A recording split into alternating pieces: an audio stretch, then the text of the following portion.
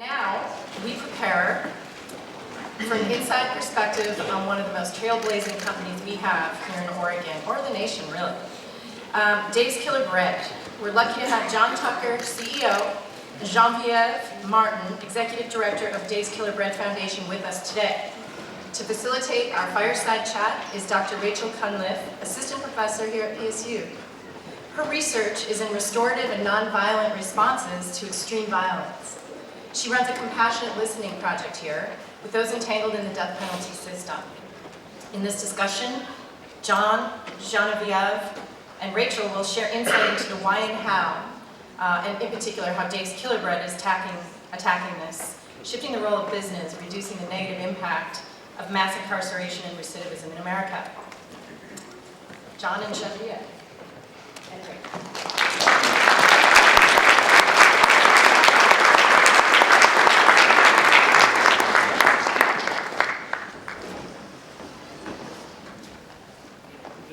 Redecorate a little bit.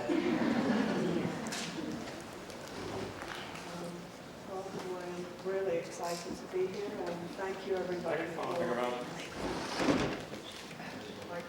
Yeah, you just take it. Just put it right here, is that right?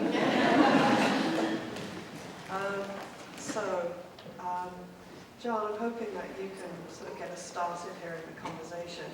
Tell us a bit about the evolution of your own mission with Second Chances. Right, it's a great question. I know we have a fairly limited amount of time, so I'll try to keep it short. I'm not that short, because I love it. No, that's not good enough. Okay, I went through life kind of in a traditional way. Really started out in a very traditional way. Went to college, got a food science degree, and went out and found a traditional job and was doing traditional things, kind of the standard MO, I guess, of a college graduate. But as time went on, I was getting more and more experiences and doing some really innovative things, and had the pleasure of spending some time overseas and developing some concepts and ideas, and then ultimately had the opportunity to travel around the world selling those technologies and those ideas. It was pretty cool, it was a pretty neat thing to be able to do.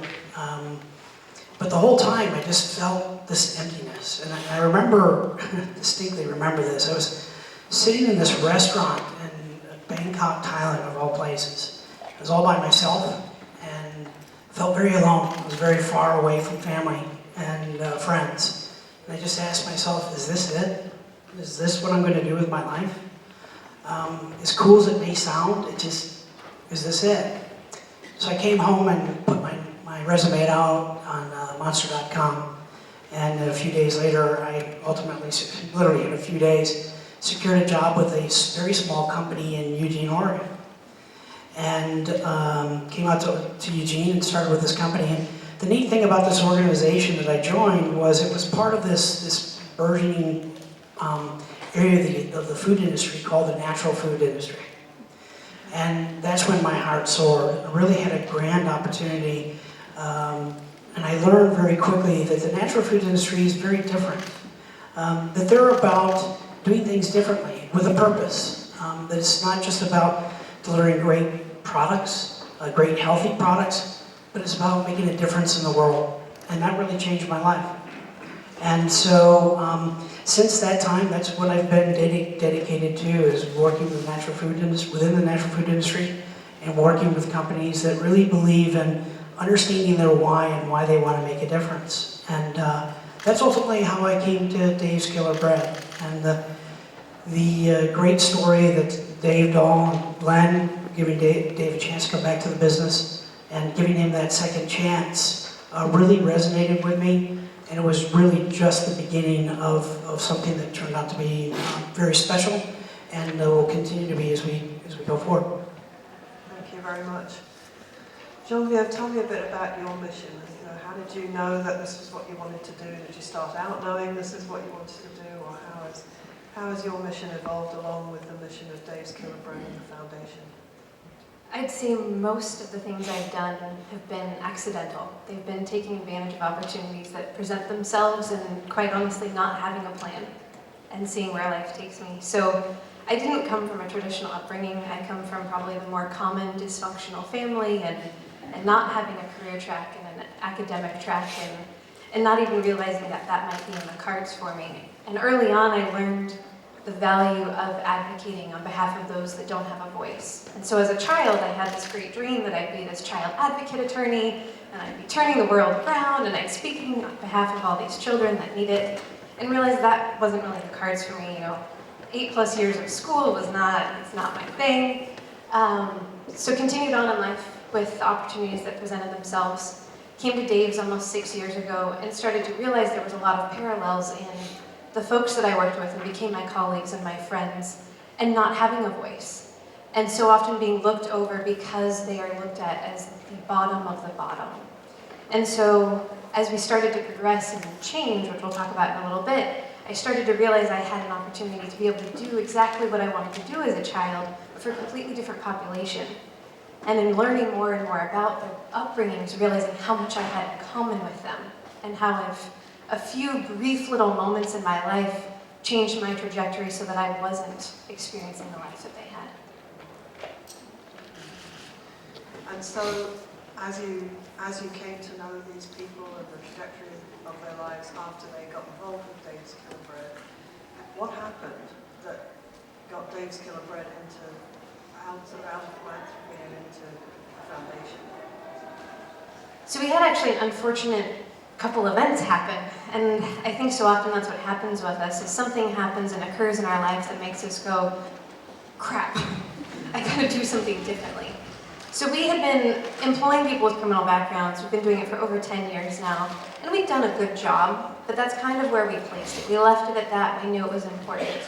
And I'd say about 2.5 years ago, we hit a moment, and we'd been going through some corporate change, and it was going pretty well, but we lost a couple of our internal leaders that had risen through the ranks from the very bottom, the lowest paying job, and worked their way into leadership. And what we found is that they stumbled. Without a lack of support and understanding of where they'd been, they both stumbled back into substance abuse, which I think many of us understand it's very easy to do. And then one ended up returning to recidivism and went back into the system. And so we had a small group meeting, and John had just come on board as CEO and met with our HR manager and myself and a couple people. And I think the most powerful moment we had is when our new leader sat in that room and didn't ask the question that I feared would happen, and that was, why are we doing this? We should stop. He said, what aren't we doing? And that's when I had that moment of chills down my spine going, this guy's for real. I have no idea what's about to happen, but this is that moment when something's about to change. So those two stories of those individuals is what's completely changed our trajectory and how we look at this part of the population and try to serve them. So John, as you sat in that meeting, what made you think that? What opportunities and challenges were you seeing? Well, when I came on board, the Dahl family, quite frankly, they were very concerned about the change, the evolution that you were talking about, the change that we were going through. And I remember distinctly sitting with Glenn Dahl and him saying to me, my biggest concern is you're going to stop hiring individuals with criminal backgrounds. And I remember saying to him, I have no intention of doing that. And we're going to continue to do this. This will not change. But as Genevieve said, what happened to me when I came on board and began to meet the partners, call our employees partners, I began to understand how important we were to them, what we really meant, how we changed their lives in such an incredibly positive way. I'd seen people work themselves from the production floor up to management positions, and they excelled. We always talk about the attitude of gratitude, and it was pretty amazing. And it took me, it overwhelmed me, to be honest with you. So when we lost these two individuals, it was stunning. I was numb, and so were several of us. We felt like, what's going on here? And there's no way I was going to turn my back on the promise. I realized that giving a person a second chance just wasn't enough, that we had to do no more. And what was that? And so I called on people like Genevieve and others in the organization, and we rallied, and we developed a partner enrichment program. We worked on helping these individuals feel a greater sense of belonging. We've done a number of things to really help create what we call positive, lasting change in their lives. And I think equally important is that we've taken the time to communicate that over and over again. You'll hear me say it time and time again.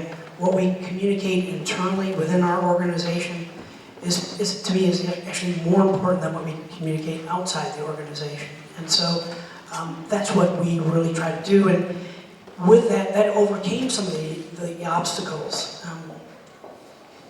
Change, a lot of people are frightened by it. It can be exciting, it can be scary, but it's fraught with risk, at least people see it that way. I see it as an opportunity. I view things as, what is the opportunity? How can we optimize the change that we need to go through? And then share that in a way that people can really understand. And I feel very blessed to have assembled and had the team that we have at Dave's Killer Bread, because there is such an intense passion. Genevieve, as the director of the foundation, is just doing a fabulous job.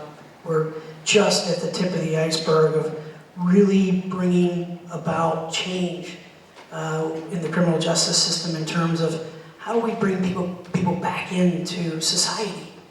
And I could go on, so I better stop there, because I can really get into it. Time. Okay. Thank you. So, as I'm listening to you talking about this, I'm thinking about, you mentioned that Glenn Dahl, Dave's brother, and the sort of Dahl family value of giving second chances and how intent they were that you would pursue that. You talked about teamwork, so you clearly have a value for teamwork and the inclusion and collaboration with the people who work there to learn more about what the supports are. It sounds like the theory of change shifted, because initially it had been thought that the job would be enough, and then it was found that actually the job was in a context of the whole person's life, and that the company needed to get more involved in that. And so that's sort of been part of this shift. But tell me a little bit about these values and principles, and how did they become more articulated in this process? How do they play out in some of the sort of procedures or decision making? Yeah, the answer is yes. The values play a critical role, and we did define those. We did work very hard to articulate what the values of our organization are. And really, at the end of the day, it starts with people. Bottom line, business is people. If people could just realize that, that's what it always comes down to. But it's we believe that there's a greatness in inside everyone within the organization, and that's a very strong held belief and a value that we try to capture in all the things that we do as an organization. And again, we try to bring that into the fold in many ways. I think it's really important to acknowledge or realize that we really defined our why. We really understand that the story of Dave's Killer Bread and how Dave came out and redeemed himself in many ways, rebuilt his life. It was greater than that. Dave was just one story of a multiple of stories, and phenomenal stories within our organization. And so we had this major shift of what we called the me to the we. It became, instead of singular focused on one individual, it became us as an organization, and what do we represent? And I think that just built an incredible passion and energy within the organization.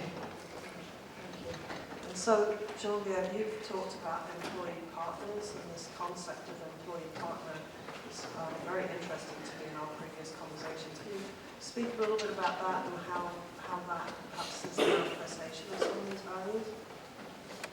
Yes. So we brought in our VP of manufacturing a couple of years ago, and he helped us adopt the language of partners. So when we're speaking, we say our employee partners to help give context. But the idea being that without every single one of them, we can't be who we are, we can't become greater. So each of them is an integral part of it, and so they are our partners in every step of the way.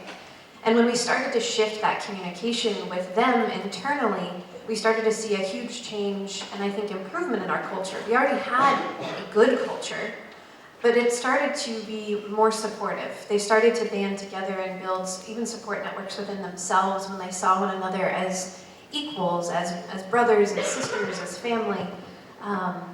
And so that terminology, while it may seem small and very nuanced, had a huge impact on how our folks communicate with one another and where they view themselves in the organization and feeling part of something much greater. Can I just add to that is that, it's not just words, it's action. We engage them. We engage all of them. They all have the opportunity to spend time talking to me and Genevieve and others, and we listen and we act. And if we can't act, we explain why we can't act. And I think that's been huge to their sense of belonging and purpose.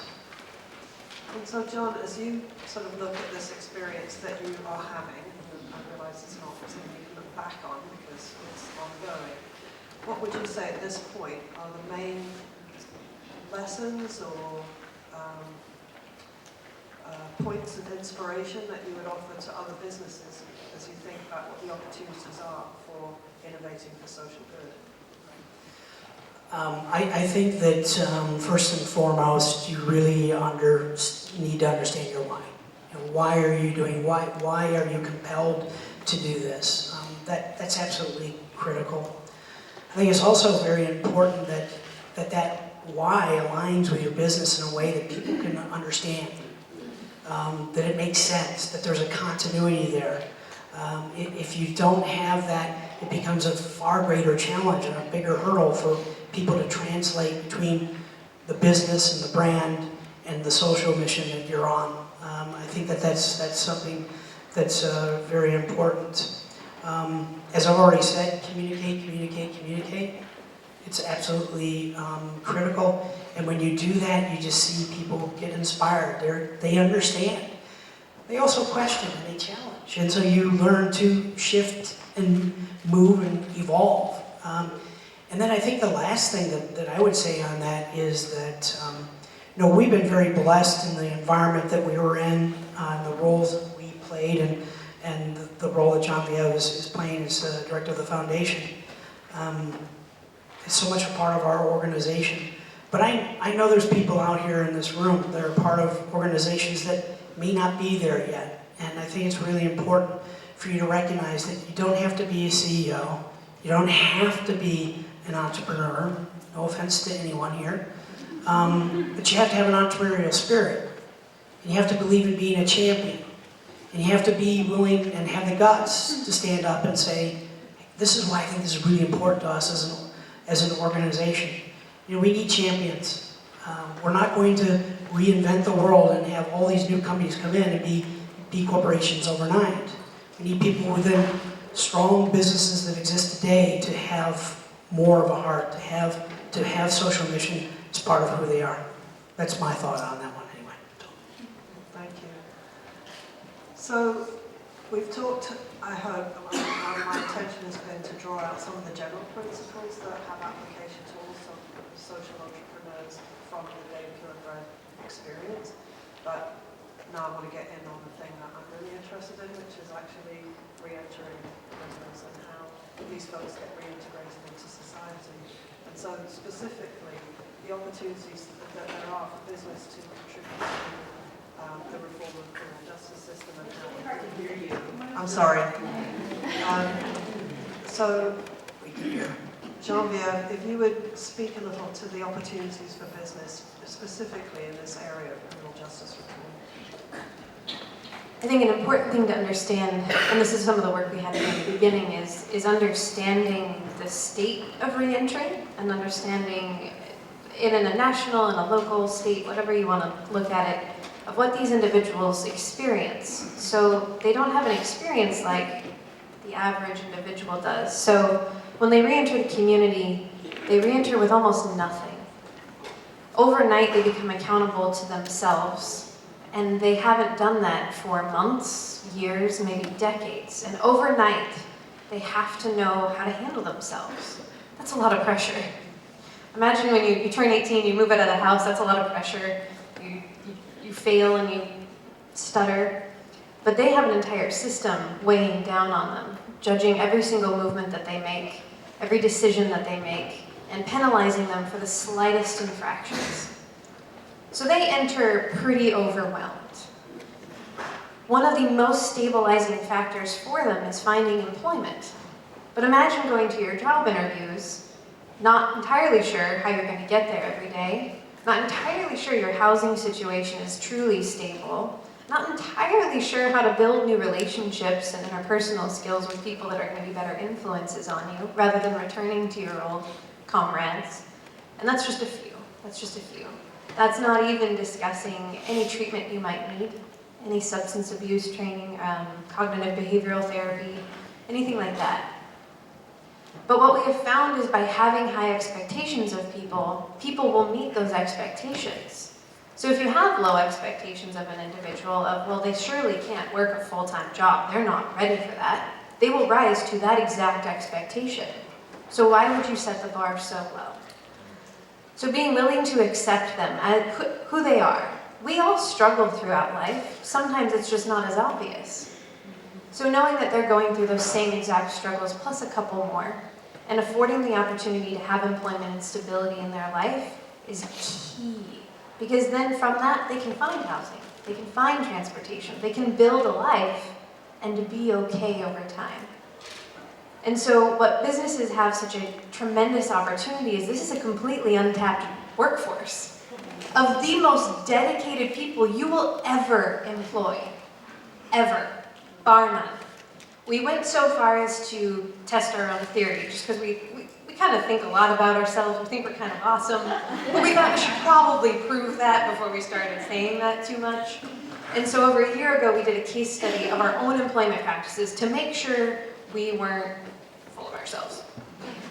So we partnered with the criminal department here at PSU to look at our employment for over 3 years.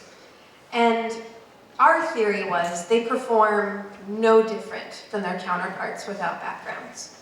And we proved that. They perform no differently.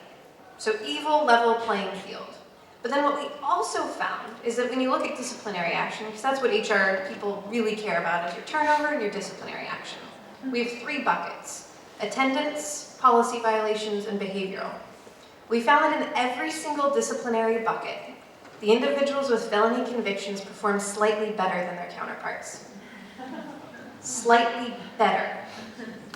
And do you know why? It's because they know they don't have that many opportunities. They know they have to make this one work, and they will work their butts off. One of the ways that we describe it is, you could ask them to go through a brick wall, and they will find a way to do it. And they will stay with you, and they will be loyal, dedicated, and motivated. So you're missing a huge pool of opportunity if you don't consider it. Thank you very much. So, is there anything that I haven't asked you that you want to say? I guess one just kind of a little bit of an addition to what she just said, is that if you think about it, having a job, a living wage, this is really important to understand, it's a living wage. It's not working at McDonald's. Forgive me, anyone that works at McDonald's. But it's a living wage, and the living wage is where the hope begins. Because if these people don't have hope, what chance do they have? Why do you think that our recidivism rates are so high in this country? In a country that imprisons more people than any other country. We imprison, what is it, 25% of the entire prison? Of the world's population. Of the world's incarcerated, we're 25%, and we're what's the percentage? We're Should be about 5% of the world's Thank you. population, and we incarcerate 25% of the incarcerated population in the world. It's an incredibly broken system, but a very well-oiled machine. It just is going in the wrong direction. So we have to find ways. And it's not going to happen with government. Sorry. And it's not going to happen with nonprofit. They both play critical roles. We'll never downplay the roles that they play. But it's going to start with business. Because business can be a force of good. Business has the power to change things like no other force in this world. I truly believe that. And we are showing that at Dave's Killer Bread. And we are bringing on more second chance employers. We are at the tip of the iceberg of some great things ahead, and we're very excited about it. So, thanks.